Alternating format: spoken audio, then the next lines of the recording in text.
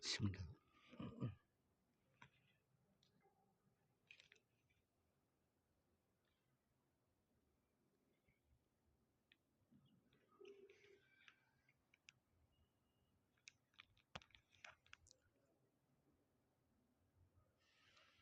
Bismillahirrahmanirrahim.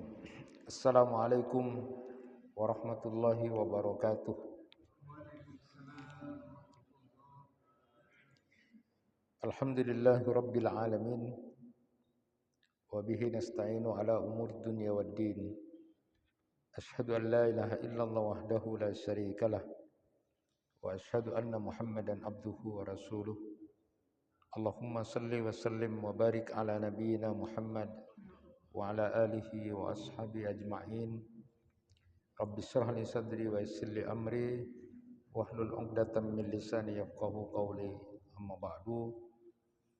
Jemaah kuliah Maghrib yang dirahmati Allah, kita bersyukur kepada Allah Subhanahu wa taala atas nikmatnya sampai detik ini kita mendapatkan hidayah, mendapatkan inayah dari Allah, bisa melaksanakan kewajiban-kewajiban sebagai seorang muslim, sebagai seorang mukmin yang tentu saja harus kita bawa sampai mati.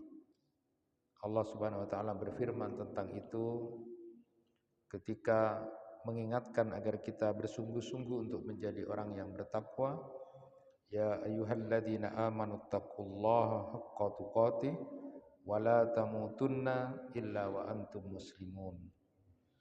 Jadi Allah Subhanahu wa taala memerintahkan kepada orang-orang yang beriman untuk menjadi orang yang bertakwa dengan sungguh-sungguh dalam ketakwaannya, dan berpesan dan jangan sekali-kali mati kecuali dalam keadaan sebagai seorang yang memasrahkan diri menjadi seorang muslim yang baik.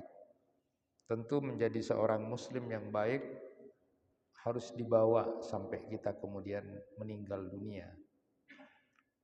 Ada banyak nasihat para ulama mengenai masalah bagaimana usaha kita untuk menjadi orang yang husnul khotimah atau berada dalam akhir yang baik itu.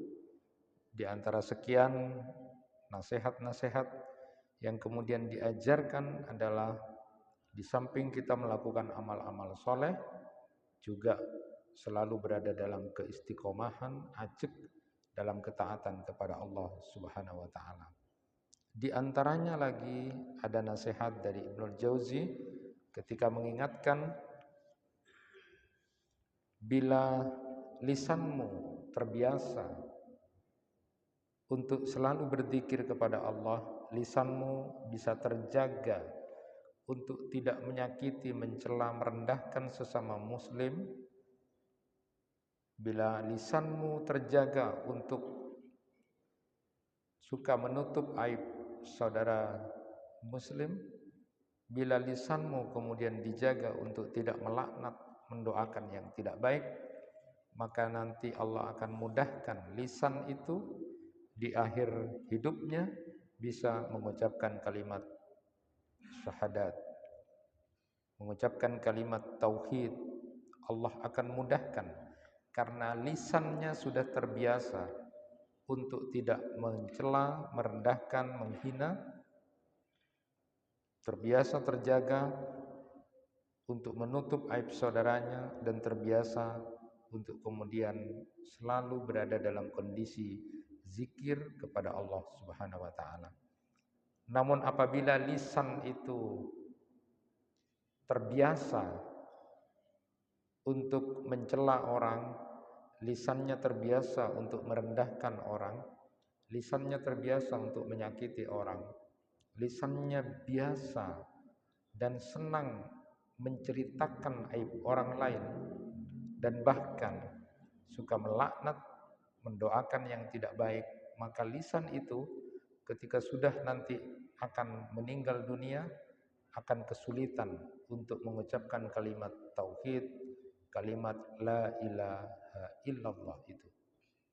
Padahal jaminan dari baginda Nabi sallallahu alaihi wasallam, siapa yang meninggal dunia Dalam keadaan dia mengucapkan kalimat tauhid itu, maka dia akan dijamin masuk surga. Tetapi tidak mudah ternyata mengucapkan kalimat tauhid itu, bila mana kemudian lisan itu terbiasa untuk melakukan hal-hal yang tidak diridhoi oleh Allah Subhanahu wa taala. Itulah hadirin sekian banyak di antara amal-amal yang bisa kita lakukan, termasuk menjaga lisan kita untuk selalu dalam kondisi yang diridhoi oleh Allah Subhanahu wa taala. Mudah sebenarnya untuk bisa menjaga, selalu ingat kepada Allah bahwa sebagai seorang muslim tidak boleh menyakiti, merendahkan sesama muslim. Walaupun kenyataannya dalam amaliyah tidak mudah untuk dilakukan.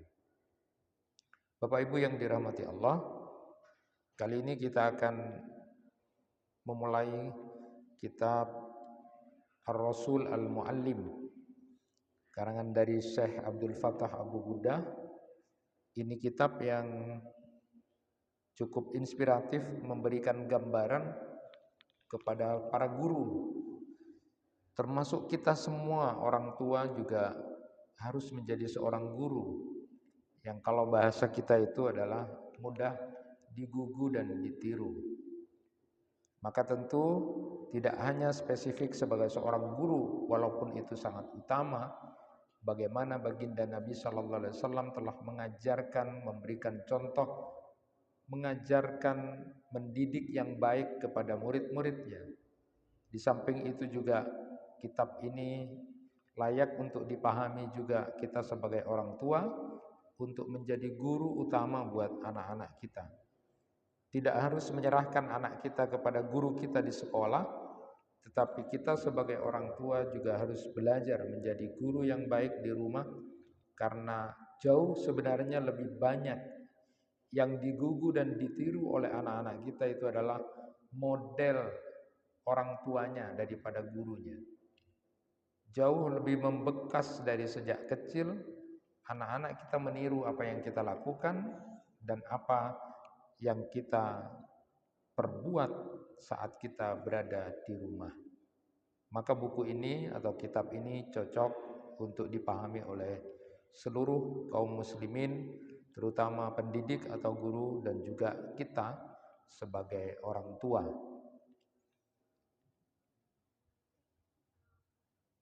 Saya bacakan dari awal Ar-Rasul Al-Muallim ini. Bab saat ini kita akan bahas tentang dalil-dalil nas-nas di dalam Al-Quran maupun hadis Nabi yang menunjukkan bahwa baginda Nabi SAW sebagai seorang muallim, sebagai seorang pengajar, sebagai seorang pendidik, sebagai seorang guru. Nasul Qur'anul Karim ala kaunir Rasul mualliman. Laqad asbatal Qur'anul Karim anna Rasulullah sallallahu alaihi wasallam muallimun linnasi wal bashariyah jami'an ala ummiyatihi wa sahrawiyah bi'atihi. Jadi ada nas, ada dalil di dalam Al-Quran yang dijadikan dasar bahwa baginda Nabi sallallahu alaihi wasallam sebagai seorang muallim, sebagai seorang guru. Di dalam Al-Quran sudah dinyatakan bahwa sesungguhnya baginda Nabi sallallahu alaihi wasallam itu sebagai seorang guru buat semua manusia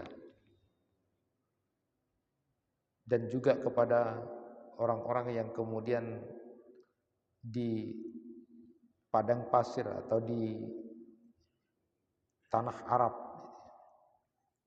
Qala Allah Ta'ala huwallazi ba'asa fil ummiyina rasulan minhum yatlu alaihim ayatihi wa yuzakkihim wa yuallimuhumul kitaba wal hikmah wa in kanu min qablu lafi dhalalim mubin.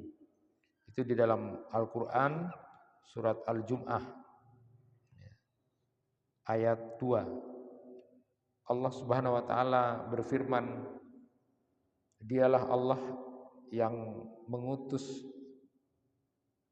seorang rasul di umat yang ummi itu, yatlu alaihim ayatihi, membacakan ayat-ayatnya kepada mereka, wa yuzakkihim, dan juga mensucikan, wa yuallimuhumul kitaba wal hikmah, kemudian juga mengajarkan Al-Qur'an dan sunnah atau ilmu. Wa in kanu min qablu lafi dhalalim mubin, padahal mereka sebelumnya adalah termasuk orang-orang yang sesat, dalam kondisi sesat yang nyata. Nah, di dalam Quran surat Al-Jumu'ah ayat 2 ini yang merupakan dalil dasar pertama bahwa baginda Nabi itu diutus memang menjadi seorang yang di situ disebutkan nanti mengajarkan. Jadi pertama adalah membacakan ayat-ayatnya. Jadi ada 3 metode di sini disebutkan, tilawah, lalu tazkiyah, lalu kemudian ta'lim. Jadi ayat ini menjadi dasar yang dipakai bahwa baginda Nabi sallallahu alaihi wasallam sebagai seorang guru, sebagai seorang muallim. Nah, metode ini, 3 metode ini juga secara pribadi sudah saya terapkan di aurat spill saya menulis tentang wirid-wirid spiritual healing itu. Jadi pertama ada metode tilawah, baca ayat-ayat Al-Quran, lalu kemudian tazkiyah, bagaimana kemudian kita menjadi lapang hatinya, menjadi orang yang nerima, ridho, lalu kemudian baru kemudian kita ajarkan, kita taklim, mengajarkan Al-Quran dan sunnah Nabi itu, sehingga nanti baru kemudian bisa terbuka. Jadi metodenya tilawah, tazkiyah, kemudian taklim. Nah, ini saya berikan contoh misalnya ketika saya menyampaikan itu pada orang-orang yang sakit itu, saya datang lalu kemudian baca ayat-ayat Al-Quran. Saya sampaikan dengan simbol tauhid ya. Jadi wa idza maridtu fa huwa yasfin. Bila aku sakit maka dialah Allah yang menyembuhkan. Kita bacakan, sampaikan ayat-ayat Al-Quran. Lalu kemudian kita tazkiyah. Kita coba agar hatinya orang yang sakit itu menjadi lapang, menjadi ridho. Lalu kemudian kalau ada seorang psikolog itu yang belajar juga tentang, yang mengajarkan tentang penyembuhan itu dengan jalan mencoba di set up atau tune in. Jadi di set up itu saya ikhlas, saya nerima walaupun saya kena penyakit ini misalnya, tapi saya ridho, saya ikhlas ya Allah. Jadi di set up hatinya. Kalau dalam bahasa kini di dalam Al-Quran itu dengan tazkiyah, hatinya dibersihkan, hatinya dilapangkan, karena itu nanti akan mempercepat penyembuhan, akan mempercepat proses-proses untuk hilangnya penyakit dalam diri kita.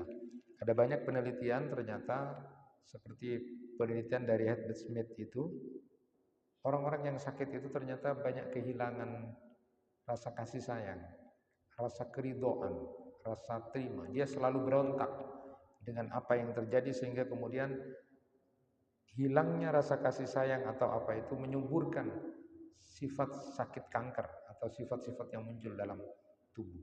Tetapi ketika kemudian tubuh itu menerima, tubuh itu menjadi ridho, tubuh itu menjadi lapang, maka justru itu akan melunturkan atau bahkan menghilangkan kemungkinan sel-sel kanker yang kemudian berkembang.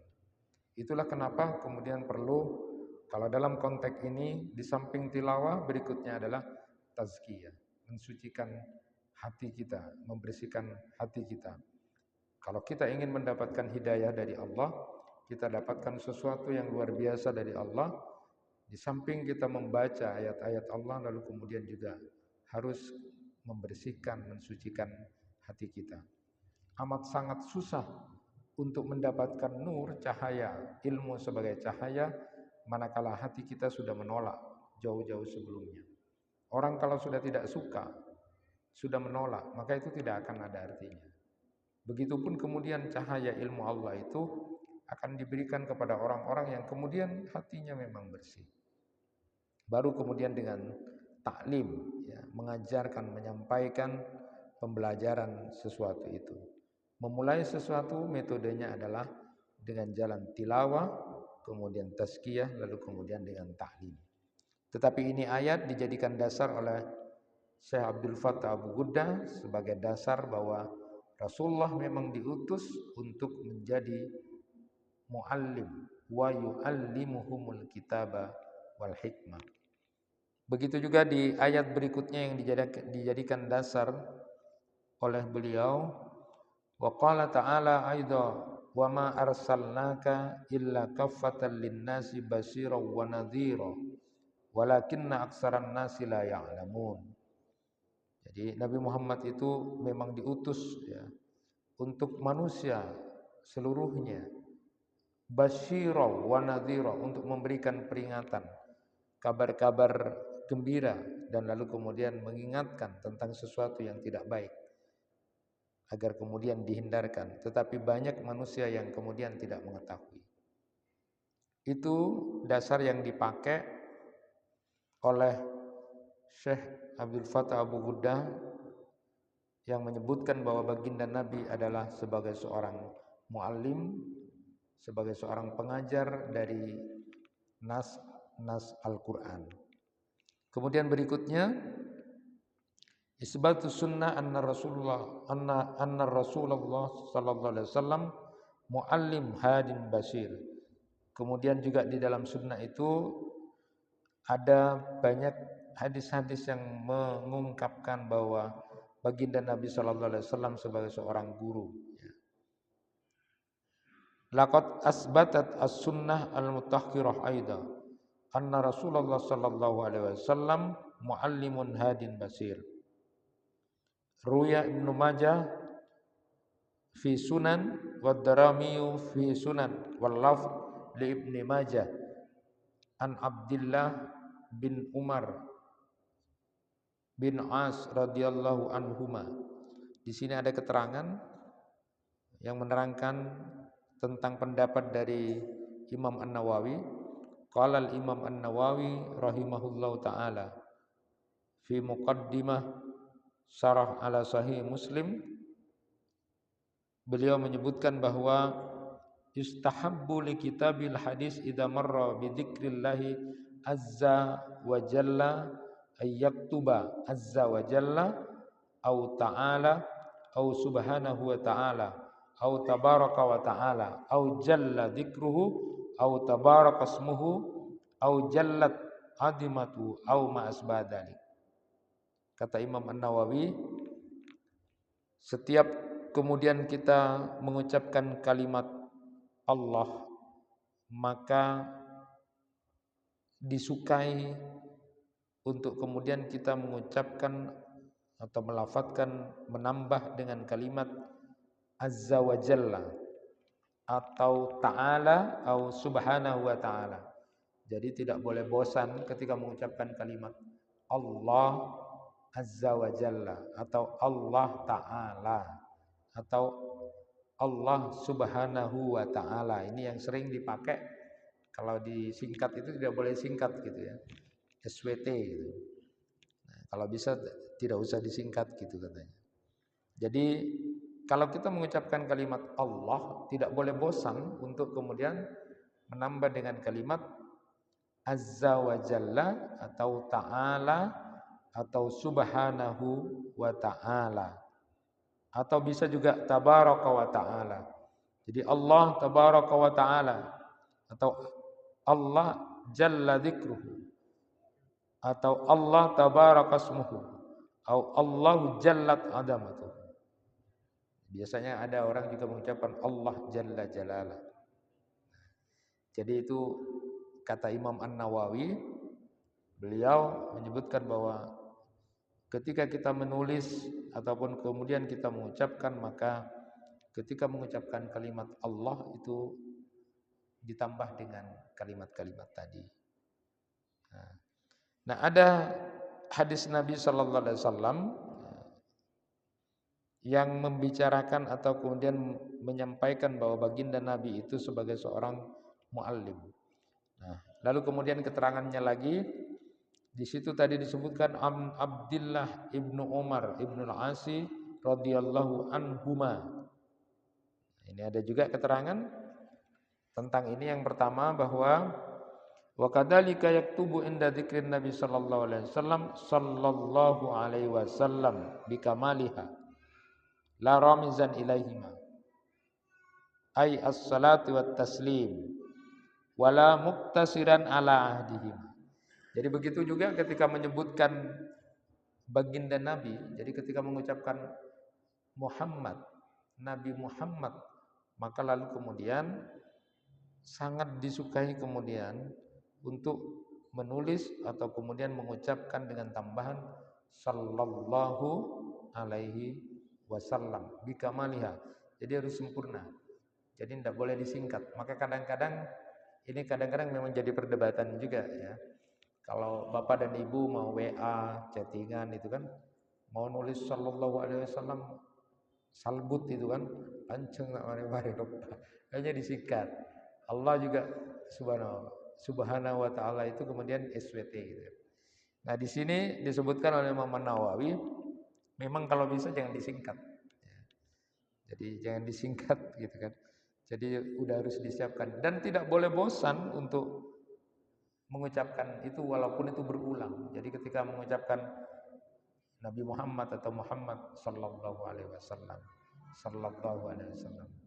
Jadi sekecek bodoh sallallahu alaihi wasallam, enggak apa-apa. Dan kalau bisa jangan disingkat itu. Makanya kan sering ada yang kemudian memahami karena tekstualnya begitu, maka tidak mau disingkat, ya harus lengkap gitu. Jadi ketika mengucapkan apapun kemudian tidak boleh disingkat. Maka termasuk juga salam gitu kan. Assalamualaikum warahmatullahi wabarakatuh. Ada yang kemudian aduh takut lupa ke materinya langsung ASS gitu. Padahal itu ASS itu juga artinya juga tidak pas gitu kan. Segala macam. Itu memang dikoreksi banyak. Tetapi bagi kita jamaah yang dirahmati Allah, yang jauh lebih penting buat kita, yang terpenting adalah ketika kita mengucapkan kalimat Allah, maka kalau bisa jangan sekali-kali kemudian kita tidak tambah dengan kalimat misalnya Allah Ta'ala atau Allah Azza wa Jalla atau Allah Subhanahu wa Ta'ala atau contoh-contoh yang semisal dengan itu. Begitupun ketika mengucapkan kalimat Nabi Muhammad sallallahu alaihi wasallam, menyebut nama nabi kita Muhammad walaupun berulang kali, maka diusahakan untuk menyebutkan sallallahu alaihi wasallam dengan sempurna. Sebisa kita kemudian lakukan dengan sempurna, maka lakukan dengan sempurna. Wa kadzalika yaqulu fis sahabi radhiyallahu an. Begitupun ketika kita menyebutkan nama sahabat, maka kemudian dianjurkan untuk menyebutkan kalimat radhiyallahu an. Jadi tidak boleh bosan untuk mengucapkan itu. Fa in kana sahabiyan ibna sahabi qala radhiyallahu anhuma.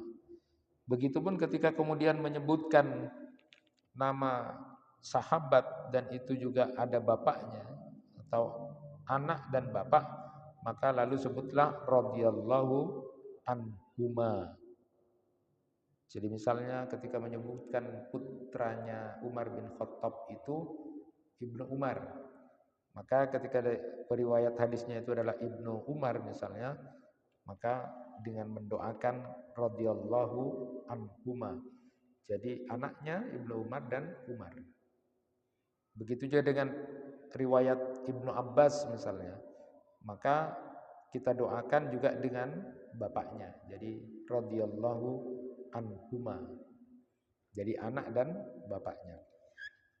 Dan ini disebutkan memang di dalam Al-Qur'an. Jadi dasarnya adalah ketika kita mendengar bacaan di dalam Quran radhiyallahu anhum wa radu'an.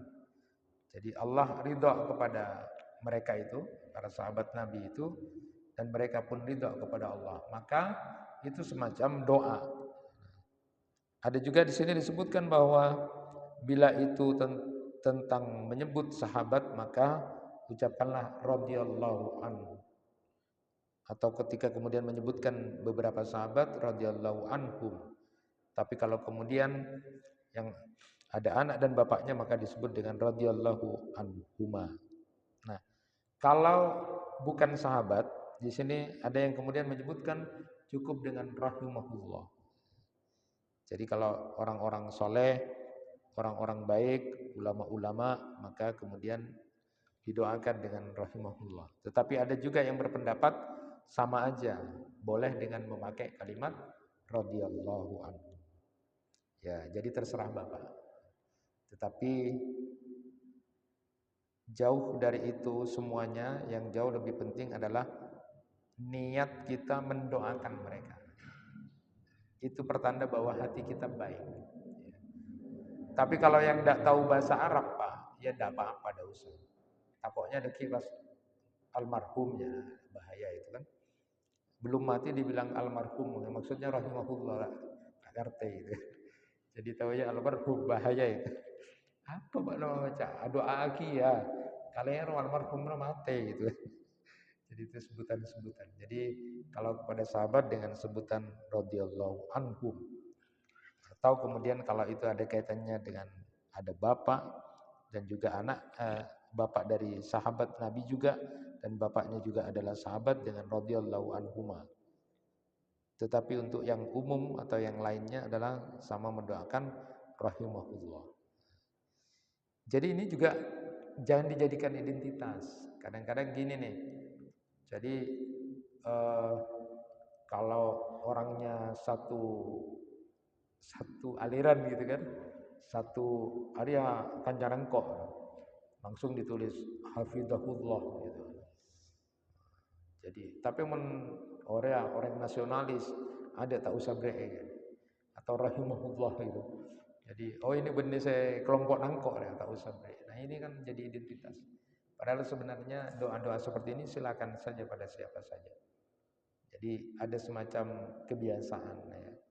Dan Imam An-Nawawi di Muqaddimah Syarah Muslimnya itu kemudian beliau menganjurkan tadi, jadi sekali lagi tidak boleh bosan dan kalau bisa sebisa mungkin tidak disingkat. Jadi mengucapkan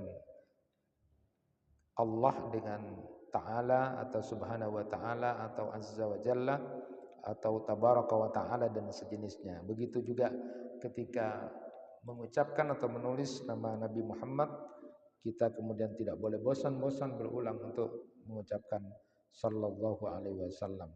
Begitu dengan sahabat, maka kemudian kita menyebut radhiyallahu anhu.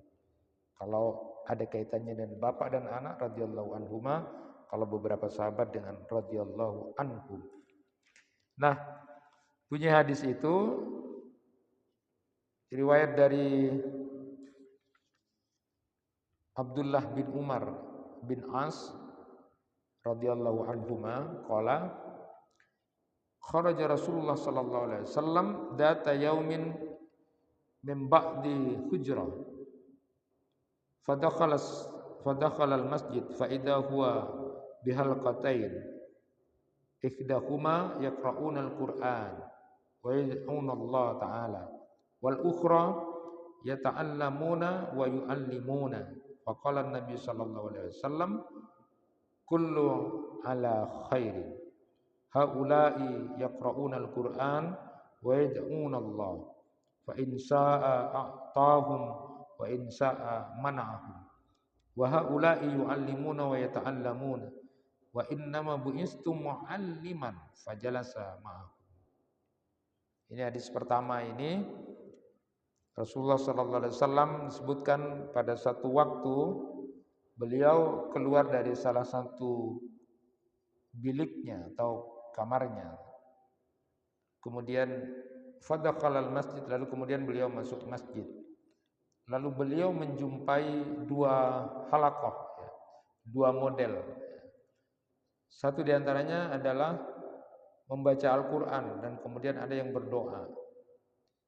Kemudian yang lain ada yang kemudian belajar, ada yang mengajarkan. Lalu kemudian Nabi sallallahu alaihi wasallam bersabda kullun ala khairin. Semoga semuanya berada dalam kebaikan. Jadi Rasulullah ketika keluar dari kamarnya itu melihat di masjid itu ada kelompok ya. Kelompok pertama baca Quran, ada yang baca Quran. Terus ada yang di situ juga berdoa pada Allah. Nah, di kelompok satunya ada yang taklim, ngajarkan. Lalu kemudian mendengarkan yang lain. Jadi kan macam-macam aktivitas di masjid itu. Masjid itu macam-macam aktivitas. Makanya dalam konteks intidarus sholat, menunggu waktu sholat yang itu pahalanya seperti orang yang menjaga di perbatasan perang. Jadi waktu yang sangat mungkin itu adalah maghrib ke isya. Ini pahalanya besar. Ya, jadi yang tidak pulang ke rumah atau tidak keluar, dia pakai untuk menunggu sholat berikutnya dan dia isi dengan zikir atau belajar atau pembelajaran seperti ini, maka itu pahalanya seperti orang yang berjaga-jaga di medan perang atau perbatasan perang. Resikonya orang menjaga di perbatasan perang itu mati duluan Pak, ya tembak gak ada itu kan. Jadi besar itu pahalanya. Jadi besar. Jadi ada yang jihad ketika perang tapi yang menjaga perbatasan itu pahalanya besar. Jadi bapak-bapak dan ibu-ibu yang kerjaannya menunggu salat berikutnya itu luar biasa pahalanya. Luar biasa. Maka yang bisa silakan istiqomahkan. Cuma memang di sini disebutkan bahwa itu dalam rangka zikir pada Allah dan menunggu salat. Bukan pas acara eta mulai maghrib sampai esa apa boleh alasannya orang. Ya sudah. Itu tidak sweet gitu ya, tidak sweet. Gimana nilai pahala menjaga perbatasan perang gitu kan. Kalau untuk dialog seperlunya karena kepentingan ini cerita boleh lah sekedarnya gitu kan. Tetapi jangan sampai kemudian bahasa kita itu ambiar. Jadi nilainya tetap dalam rangka zikrullah itu. Maka kalau Nabi di sini melihat ada kelompok orang-orang yang baca Al-Qur'an, ada yang berdoa. Maka kata Nabi semuanya sama-sama baik. Di kelompok yang lain ada yang ngajari Quran atau kemudian belajar dan kemudian ngajarkan, tidak apa-apa. Jadi belajar ilmu faraid kah, belajar tentang bahasa Arab kah, ada yang ngaji, ada yang itu bagian-bagian dari yang kemudian ditemui oleh baginda Nabi Sallallahu Alaihi Wasallam. Nah kata Nabi semuanya berada dalam kondisi kebaikan.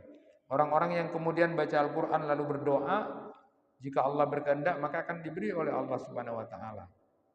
Tetapi kalau kemudian Allah tidak berkehendak juga tidak akan diberikan. Nah, kemudian Nabi juga tadi kan menyebutkan bahwa ada kelompok orang-orang yang belajar dan kemudian mengajarkan. Lalu kemudian Nabi bersama dengan yang taklim itu. Jadi Nabi memilih ikut dengan kelompok yang belajar. Kenapa? Wa innama buistu mualliman. Karena aku diutus untuk menjadi seorang muallim, seorang guru. Fajalasa ma'ahum. Lalu Nabi kemudian ikut duduk di tempat itu. Jadi ini dicontohkan pada peristiwa ini dalam riwayat ini bahwa ketika Nabi melihat dua kondisi tadi itu. Jadi kondisi yang ada yang sedang baca Al-Quran lalu berdoa, lalu ada yang belajar di kelompok lainnya, maka Nabi justru memilih duduk bersama yang ada taklimnya, yang ada taklimnya. Nah inilah menjadi dasar bahwa baginda Nabi Sallallahu Alaihi Wasallam memang menjadi seorang guru. Ya. Salah satunya kemudian disebutkan bahwa Nabi memang menjadi seorang guru. Kemudian dasar kedua yang kemudian dijadikan dalil bahwa Nabi Sallallahu Alaihi Wasallam sebagai seorang muallim, sebagai seorang guru, ini diceritakan bahwa ketika istri-istri Nabi itu kemudian dipilihkan oleh Nabi Sallallahu Alaihi Wasallam apakah tetap memilih Nabi atau dunia itu, maka lalu kemudian ketika ditawarkan kepada Aisyah, salah satunya kemudian ditawarkan lalu Aisyah memilih bersama Nabi. Lalu kemudian Aisyah mengatakan kepada Nabi, Allah yukhabbiru ghairaha. Jangan kabarkan pada istri-istri yang lain bahwa aku memilihmu ya Rasulullah. Lalu kemudian faqala laha alaihi salatu wassalam, innallaha lam yab'asni mu'annitan wala muta'annitan walakin ba'asani mu'alliman muyassara. Jadi Nabi sallallahu alaihi wasallam ketika diminta oleh Aisyah radhiyallahu anha jangan ngabari sama yang lain, pernah istri-istri Rasulullah itu bukan protes Pak, tapi pingin lah, namanya perempuan ya. Namanya perempuan itu ya seneng harta lah Pak. Perempuan itu rata-rata seneng harta. Makanya kadang-kadang disebut perempuan matre gitu. Apa perempuan matre itu? Yang pakai matre itu. Jadi perempuan itu rata-rata suka gitu kan, suka perhiasan. Jadi istri-istri Rasulullah itu kan tahu bahwa Rasulullah itu dapat rampasan perang gitu kan. Bahasanya kan mau pingin umumnya lah gitu. Tapi lalu kemudian singkat cerita kemudian Nabi menawarkan mau milih aku atau kemudian dunia itu. Maka lalu kemudian Rasulullah SAW salah satunya ketika dalam riwayat ini menyebutkan bahwa Aisyah memilih baginda Nabi. Ini kayaknya susah Pak kalau sekarang. Kalau kamu milih saya lelaki, saya soki apa saya miskin ganteng? Miskin ganteng. Beda sebiasa tapi soki. Kira-kira milih yang mana Pak? Enggak tahu. Jadi kalau perempuan sekarang itu cari sesoki gitu. Sehingga kan sering apa namanya? Sering dalam kehidupan ini tidak seperti Aisyah gini. Kalau Aisyah kan milih tidak asalkan bersama engkau, itu sudah luar biasa. Maka saya kemarin itu pernah menyampaikan tentang keluarga, konteks mawaddah, rahmat itu. Jadi mawaddah itu cinta. Kalau rahmat itu kasih sayang. Nah, ada orang yang mengartikan kalau mawaddah itu mengatakan begini. Aku menikah denganmu karena aku bahagia bersama kamu. Itu mawaddah namanya. Tapi kalau rahmat, aku menikah denganmu karena aku ingin membahagiakan kamu. Jadi bahasanya kalau Aisyah itu apapun adanya asal sama kamu Mas, asal sama engkau ya Rasulullah, aku sudah bahagia. Nah, sekarang kayaknya enggak zaman itu. Enggak zaman. Ditinggal Pak, ditinggal. Tandi ditinggal Pak. Siapa betak ya gitu. Malah sekarang ada yang saya pernah dengar langsung itu dari beberapa komunitas jamu ya, janda muda maksudnya. Itu kemudian bicara, saya penting Satya dapat suami deki, hartanya itu namanya kita dulu. Apa sepeda motornya namanya kita, rumahnya namanya kita, deki mun umpamana mate, kata bapak, kita mesti tenang. Tapi mun tak namanya kita bahaya. Nah itu sudah komunikasi antar jamu itu Pak. Tapi tidak usah disampaikan terlalu dalam ya. Ini contoh saja ketika Aisyah itu gini nih, jangan kasih tahu yang lain kata Aisyah, bahwa aku memilih engkau ya Rasulullah daripada dunia itu. Nah, ketika itu dipesan kepada baginda Nabi, lalu kemudian Nabi Muhammad SAW menyatakan, innallaha lam yab'asni mu'annitan wala muta'annitan walakin ba'asani mu'alliman. Jadi kata Nabi, sesungguhnya Allah tidak mengutus aku menjadi mu'annitan. Mu'annitan itu adalah orang yang menginginkan seseorang itu jadi berbahaya atau menjadi palang, tidak nyaman atau tidak bahagia. Aku ini diutus bukan untuk membuat orang sulit, membuat orang tak nyaman. Jadi Nabi itu mengatakan begitu. Wala muta'annitan, dan aku juga bukan diutus untuk menginginkan seseorang itu berbahaya atau jatuh atau tidak nyaman. Tetapi aku diutus kata Nabi sebagai mu'allim, sebagai seorang pendidik, pengajar. Jadi tidak usah khawatir gitu kan bahasanya. Tidak usah khawatir kata Nabi. Engkau rea benih orang saya pacareta macam-macam kata Nabi. Tidak mungkin aku menginginkan orang palang atau kemudian aku senang kalau ada orang palang. Aku tidak begitu kata Nabi. Aku ini adalah pendidik. Nah, ini konsepnya kan begitu. Jadi Bapak kalau kemudian belajar dari apa yang disampaikan oleh baginda Nabi, bahwa kita ini memang bukan mu'annitan. Kita ini bukan orang yang akan membuat susah orang. Jangan membuat orang tak nyaman, tak bahagia, jangan. Kita ini hidup untuk membuat orang nyaman, membuat orang bahagia. Jangan keberadaan kita, baik adanya kita, omongan kita, perbuatan kita membuat orang lain tak nyaman. Pakai ngaci rasa gitu. Ngaci rasa itu penting, Pak. Jadi kata Nabi, ini Nabi kan bilang, aku ini bukan mu'annit loh. Bukan orang yang senang menjadi orang yang membahayakan, mengajak orang untuk sesuatu yang palang atau bahaya. Begitupun aku bukan mu'annit. Mu'annit itu adalah orang yang kemudian senang kalau melihat orang hancur atau menjadi orang yang palang. Jangan. Itu bukan seorang mukmin yang bagus. Ya. Kalau dalam kaidah fikih itu ada kaidah fikih la dororo wala dirar. Jangan berbuat yang membahayakan diri sendiri atau membahayakan orang lain. Itu kaidah fikih itu, Pak. Dan itu pokok. Jangan berbuat yang membahayakan diri dan juga jangan membahayakan orang lain.